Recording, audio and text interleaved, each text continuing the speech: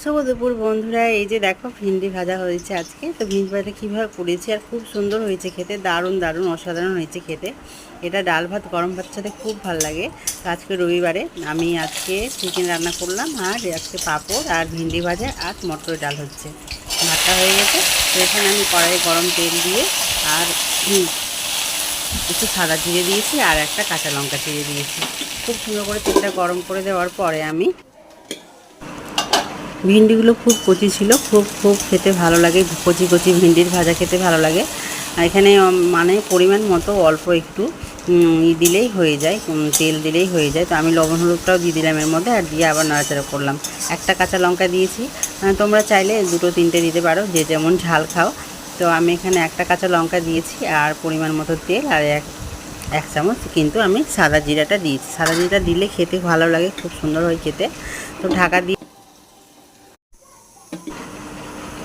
আবার ঢাকা খুলে দিলাম, দিয়ে দেখে নিব কেমন হয়েছে ভাজাটা, পুরোটা লাল হয়ে এসেছে কি। তো এখানে দেখি ভালো করে লাল হয়ে গেছে।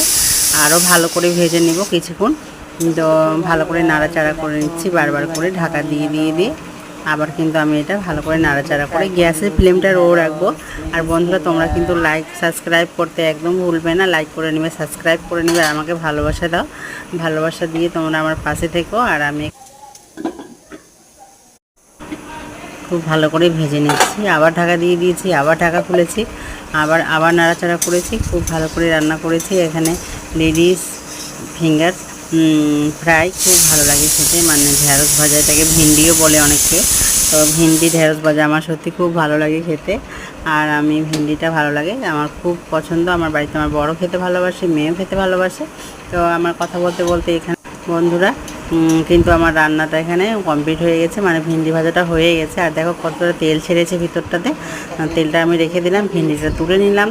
খুব ভালো, খুব ভালো গরম গরম ভাতের সাথে খাওয়া হবে। আর তোমরাও কিন্তু এইভাবে করে করে জলদি জলদি জলদি করে খেয়ে নাও।